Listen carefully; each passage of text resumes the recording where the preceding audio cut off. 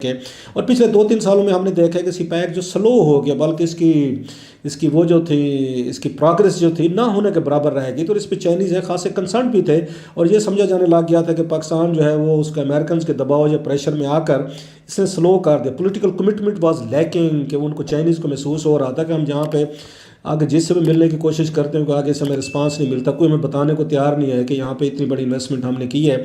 अब तक बताया जा रहा है $26 बिलियन के करीब जो चाइनीज़ जो है वो इन्वेस्टमेंट कर चुके हैं पाकिस्तान में सिपैक के हवाले से। मजीद आज़ाद कश्मीर के अंदर जो डैम बने हैं, 6-7 डैम बने हैं, चीनी कंपनियों ने बनाए हैं। उसमें आप देखें मशीनरी से लेके माहिरीन, engineers, even in some cases जो है वो labour, and at the end of the day जो अरेंजमेंट है उसकी रॉयल्टी और इनकम की और कर्जे की वापसी की, वो भी आप देख लेंगे वन वे स्ट्रीट है जिसका इवन डिस्क्लोजर भी नहीं दिया गया। नमस्कार दोस्तों, जय हिंद। स्वागत है आप सभी का इंडियन प्राउड ऑफिशियल में। दोस्तों, आज इस वीडियो में आप देखेंगे कि कैसे पाकिस्तान और चीन सीपेक की वजह से आमने सामने आ चुके हैं। दरअसल सीपेक की शुरुआत नवाज शरीफ की सरकार में हुई थी। तब इमरान खान एक विपक्षी नेता के तौर पर जाने जाते थे और विपक्ष में बैठे हुए थे, और तब वो सीपेक की बहुत ही ज़्यादा आलोचना करते थे। तब इमरान खान सीपेक को भ्रष्टाचार करने का एक अड्डा बताते थे।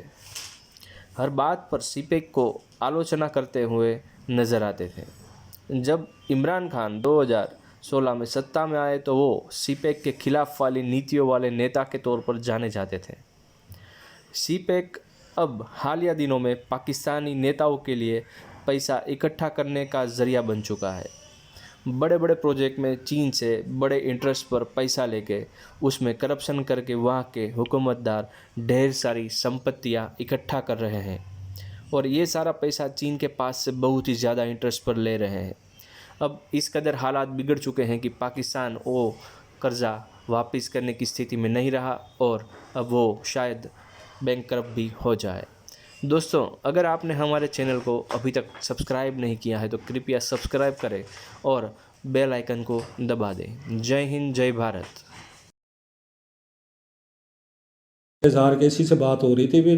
वो ये कह रहे थे कि $26 बिलियन का प्रोजेक्ट था। तो हमारे साथ 2-3 चीज़ें हैं। तो लोगों ने बहुत बड़ा पैसा बनाया, उन्होंने कहा।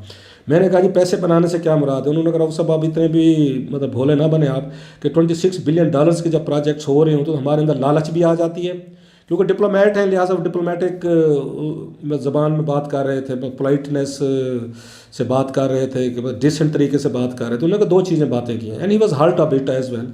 उनका लग रहा था कि वो जो डेवलपमेंट्स हुई खुश नहीं। उन्होंने कहा एक तो हमारे अंदर लालच चाहिए, बहुत सारे लोगों ने बड़ा पैसा बनाया इसमें से, सिपैक प्रोजेक्ट्स में से। नाम नहीं लिया उन्होंने साफ ज़र, जैसे मैंने कहा डिप्लोमेटिक आपकी over the period of years training हो जाती है कि आप बात चीज़ें खुलकर उस तरह नहीं करते होते, सो मैनी वर्ड्स आप बताते हैं। तो उन्होंने कहा लालच चाहिए और बड़ा पैसा बनाया गया कुछ लोगों ने। फिर तो वह मुराद सईद वाली बात मुझे समझ में ठीक आती है कि मुराद सईद ठीक कह रहे थे कि जनाब के नवाज लीग साहब के दौर में तो बहुत सारे प्रोजेक्ट्स महंगे बनाए गए, जो मतलब ₹10 का काम था वो ₹1000 में किया गया, मतलब उस इन्फ्लेट किया गया, मतलब बिलिंग इन्फ्लेट की गई, ओवर इन्वेस्टिंग की गई, या प्रोजेक्ट्स की लागत बढ़ा के उनको ज़्यादा उनको शौक रह गया, और उसमें बहुत सारे लोगों ने माल बनाया, पैसा बनाया।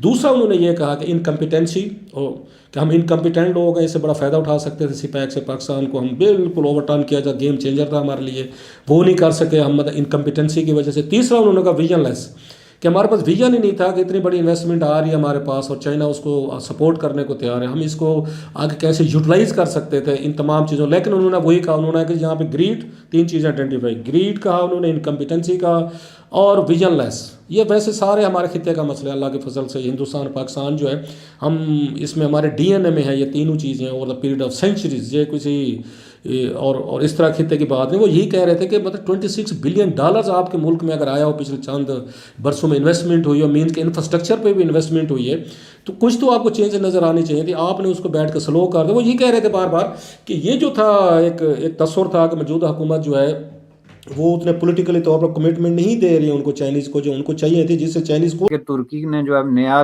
टर्न लिया है, और जिस तरह इसराइल के साथ और जिस तरह इंडिया के साथ और दूसरे ममालिक के साथ उसने अपने इंटरेस्ट में जो है वो पेशकदमी की है, तो वो भी आपके लिए एक विलन बन के आ गया।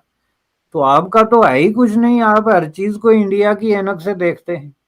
ترکی کل تک اس لیے اچھا تھا کہ انڈیا کے معاملے میں آپ کے ساتھ تھا، ادھر ادھر کشمیر کا ایک دو جگہ اس نے نام لے لیا، اب جا کے اس نے انڈیا کو ڈرون بیچنے کی کوشش کی تو ویلن ہو گیا۔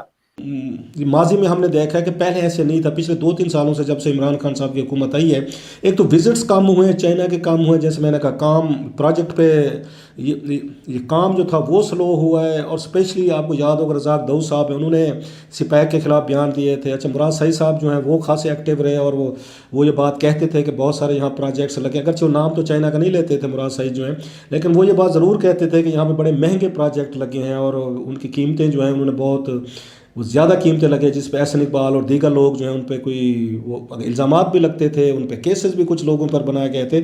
اس میں بھی چائنیز جو ہے خوش نہیں تھے، رزاق داؤد والے بیان سے خوش نہیں تھے، وہ ایون مراد سعید والی وہ چیزوں سے خوش نہیں تھے۔ سو ایک وہ بھی ایشو تھا۔ اب ہم دیکھ رہے ہیں کہ رزاق داؤد جو ہیں وہ بھی ان کے ساتھ گئے ہوئے، کہ اگر ان کے ذہن میں کوئی ریزرویشنز ہیں، کوئی اپریہنشنز ہیں، تو وہ چائنیز کے ساتھ بیٹھ کر اس میں ڈسکشن اس میں کر سکتے ہیں۔ سو اب جو ان کی شکایت تھی جیسے میں نے کہا وہ یہ تھی کہ پاکستان کی موجودہ حکومت جو ہے یہ زیادہ انٹرسٹ شو نہیں کر رہی۔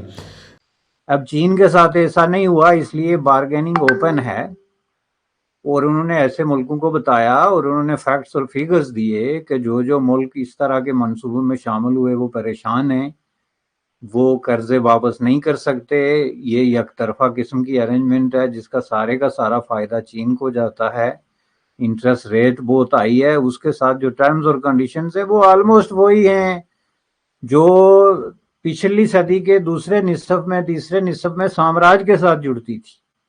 ہم یہی باتیں تو کرتے تھے کہ یونائٹڈ اسٹیٹ آف امریکہ جس ملک کو قرضہ دیتا ہے اس میں اپنے ماہرین بھیج دیتا ہے، جو آدھی تنخواہ ان قرضوں سے آدھی تنخواہ تو ماہرین لے جاتے ہیں، اس کے بعد مشینری بیچتا ہے جو کوئی اور نہیں خریدتا تو آدھے پیسے اس ماد میں واپس لے جاتے ہیں، اس کے بعد کئی جگہوں پہ لیبرز اور سپروائزرز اور ایڈوائزرز اور یہ بھیج کے پیسے سارے واپس لے لیتے ہیں، قرض اس ملک کے ذمہ ہو جاتا ہے۔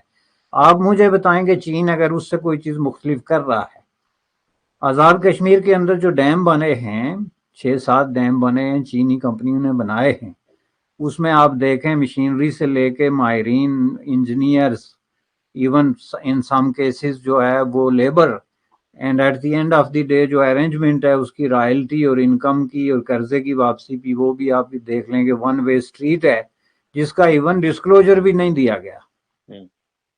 تو یہ چیزیں امریکی اٹھائیں یا نہ اٹھائیں، یہ اٹھائے جانے کے قابل چیزیں ہیں، چونکہ آپ کسی بھی طریقے سے کوئی بزنس ڈیل جو سیکریسی کے پردے میں ہو، جس میں فل ڈسکلوجر نہ ہو، اس کو آپ جسٹیفائی نہیں کر سکتے دنیا کے کسی فورم پہ، خواہ وہ آپ کی پارلیمنٹ ہو، نیوز پیپرز ہوں یا جو بھی ہو۔ اس کو سامنے رکھتے ہوئے امریکہ نے آپشن دیا کہ آپ ہمارے ساتھ آئیں۔ اس کا مطلب یہ نہیں کہ اس کا امریکہ کو ثواب ہوتا ہے، ظاہر ہے امریکہ اس کے متبادل ایک چیز دے رہا ہے جس کے اس کے اپنے فائدے ہیں، اور جب فائدوں کی بات آتی ہے تو ویسٹ نے کبھی بھی یہ کام چھپا کے نہیں